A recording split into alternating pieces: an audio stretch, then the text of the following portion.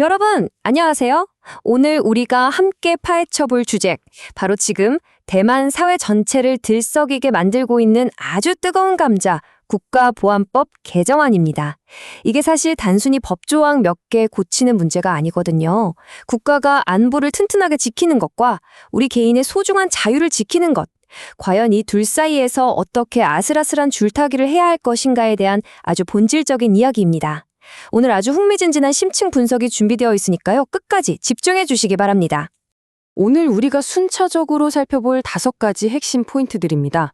안보와 표현의 자유, 법적 기준, 디지털 통제, 연금 문제, 그리고 마지막으로 올바른 균형 찾기까지. 이 흐름을 쭉 따라가다 보면 막강한 구파 권력과 개인의 권리 사이에서 벌어지는 그 팽팽한 긴장감을 아주 선명하게 이해하실 수 있을 겁니다. 자, 그럼 지체하지 않고 바로 시작해볼까요? 첫 번째 섹션, 안보 대표현의 자유입니다. 이 거대한 논쟁의 가장 깊은 뿌리라고 할 수 있죠. 이 두 가치가 어떻게 정면으로 충돌하고 있는지부터 들여다보겠습니다.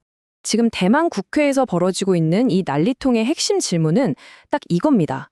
도대체 민주주의 국가는 자기 자신의 민주적 가치와 자유를 깎아먹지 않으면서 어떻게 이 교묘한 현대의 인지전에 맞서 싸울 수 있을까?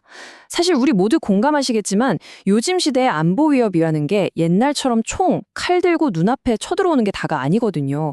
훨씬 더 복잡하고 은밀하죠. 그래서 이 법안을 찬성하는 쪽은 정말 절박합니다. 대만의 대륙위원회에서 나온 말을 한번 볼까요?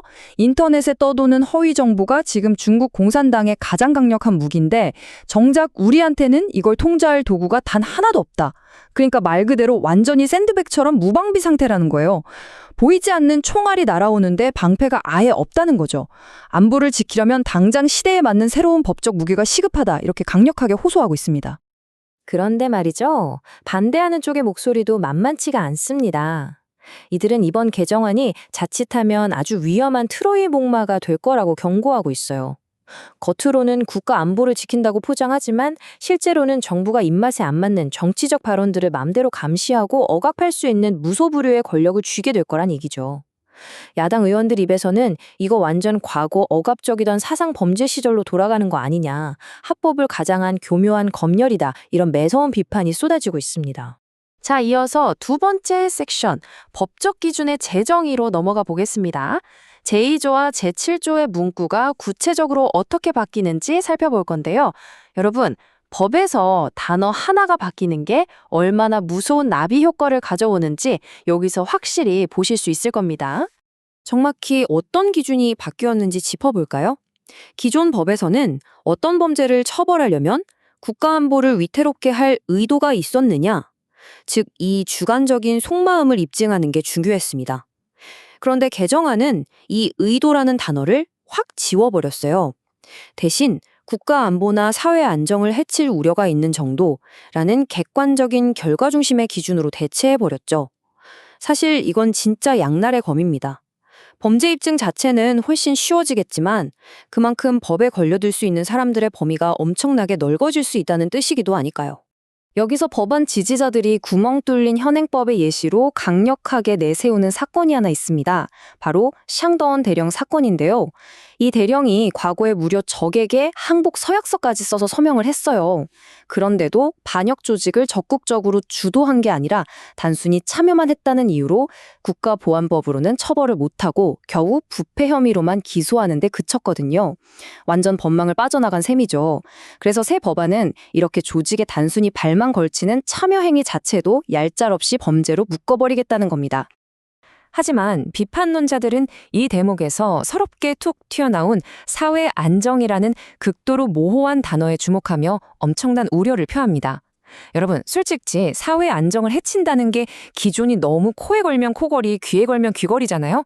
그 정의가 워낙 주관적이다 보니까 그냥 아무것도 모르고 일상적인 모임이나 행사에 참여했던 평범한 시민들까지도 자칫하면 국가보안법이라는 무시무시한 덫에 걸려들 수 있다는 겁니다. 정말 섬뜩한 경고죠. 세 번째 섹션, 디지털 영역 통제입니다. 어쩌면 오늘날 이 논쟁이 가장 피 터지게 맞붙는 전쟁터라고 할 수 있죠.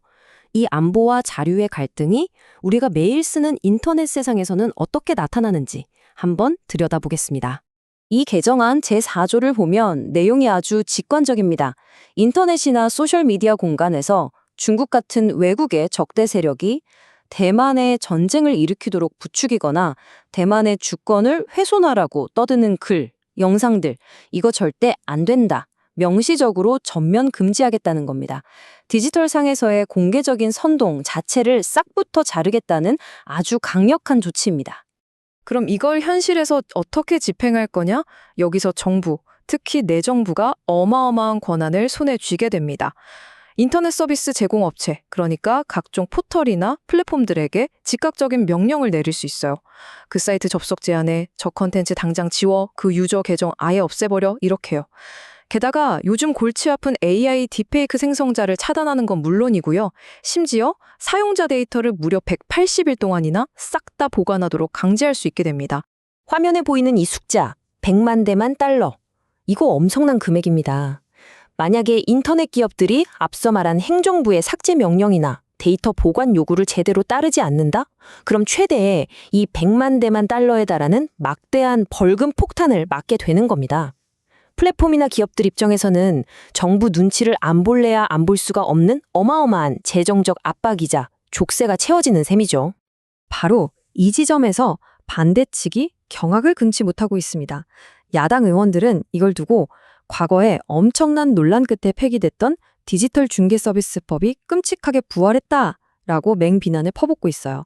쉽게 말해서 신중한 법원 판결도 안 거치고 행정부가 자기들 마음대로 인터넷 세상의 모든 걸 쥐락펴락하는 절대 권력의 검열관이 되려 한다는 겁니다. 사법부 패싱 논란이 불거질 수밖에 없는 대목입니다. 이어서 네 번째 섹션 연금 논란으로 넘어가 보겠습니다. 제13조 개정안에 담긴 내용인데요. 이건 개인의 생존권, 즉 재산과 바로 직결되는 문제라서 아주 민감하고 파장이 클 수밖에 없습니다. 절차가 어떻게 바뀌는지 비교해 볼까요? 원래 공무원이나 군인들은 대법원까지 가서 최종적으로 유죄가 완전히 확정되어야만 연금이 정지되었습니다. 그게 우리의 일반적인 상식이잖아요. 그런데 이번 개정안은 완전히 다릅니다. 국가 안보 관련 범죄에 연루돼서 딱 1심 재판에서만 유죄 판결을 받아도 그 즉시 바로 연금 지급을 칼같이 끊어버리겠다는 파격적인 내용을 담고 있습니다. 당연히 법학자들과 비판론자들 사이에서 난리가 났습니다. 아니, 아직 항소할 기회도 남았고 최종 판결도 안 났는데 밥줄부터 끊어버린다고요? 이건 민주주의 사법체계의 가장 기본인 무죄 추정의 원칙을 정면으로 위배하는 것이고 명백한 위헌적 권한 남용이다 라며 거세게 반발하고 있습니다. 유죄 확정 전까지는 무죄라는 대원칙을 정부가 나서서 무시하는 거 아니냐는 비판이죠. 자, 어느덧 마지막 섹션입니다. 올바른 균형 찾기인데요. 지금까지 살펴본 이 치열한 입법 충돌, 결국 다 모아놓고 보면 정부 권력이 도대체 어디까지 개입할 수 있는가라는 거대한 구조적 논쟁으로 이어집니다. 이 복잡한 퍼즐을 대체 어떻게 맞춰야 할까요? 이 논쟁의 한가운데에는 두 개의 논리가 팽팽하게 맞서고 있습니다. 한 축은 바로 행정적 신속성입니다. 찬성하는 쪽은 당장 온라인에서 국가 안보를 위협하는 정보가 빛의 속도로 퍼지고 있는데 언제 한가하게 법원 판결 다 기다리고 있냐는 겁니다. 눈앞에 안보 하점을 틀어막으려면 정부가 즉각적이고 빠르게 쳐낼 수 있는 강력한 행정적 도구가 무조건 필요하다는 절박한 목소리죠. 하지만 그 반대편에 있는 또 다른 축, 시민의 자유보호의 논리도 절대 물러서지 않습니다. 회의론자들은 아무리 안보가 급박하다고 해도 정부가 마음대로 개인의 표현의 자유나 재산권을 제한하게 놔둘 수는 없다고 주장합니다. 조금 느리고 답답하더라도 반드시 사법부의 깐깐하고 신중한 감독 아래 두어야만 국가 권력이 선을 넘고 남용되는 걸 막을 수 있다는 입장이죠. 속도보다는 결국 견제와 균형이 최우선이라는 겁니다. 지금 이 순간에도 대만 국회에서는 이 뜨거운 입법 심사가 계속되고 있습니다. 오늘 우리가 함께 뜯어본 이 자료들을 바탕으로 우리 스스로에게도 아주 도발적이고 중대한 질문을 하나 던져봐야 할 것 같습니다. 모든 것이 연결된 이 디지털 시대에 국가 안보라는 방패를 얻기 위해 우리는 과연 우리의 소중한 자유를 어디까지 희생해야 하는 걸까요? 오늘 준비한 심층 분석은 여기까지입니다. 이 팽팽한 줄다리기가 과연 어떤 결말을 맞이하게 될지 앞으로도 계속 관심 가지고 지켜봐 주시기 바랍니다.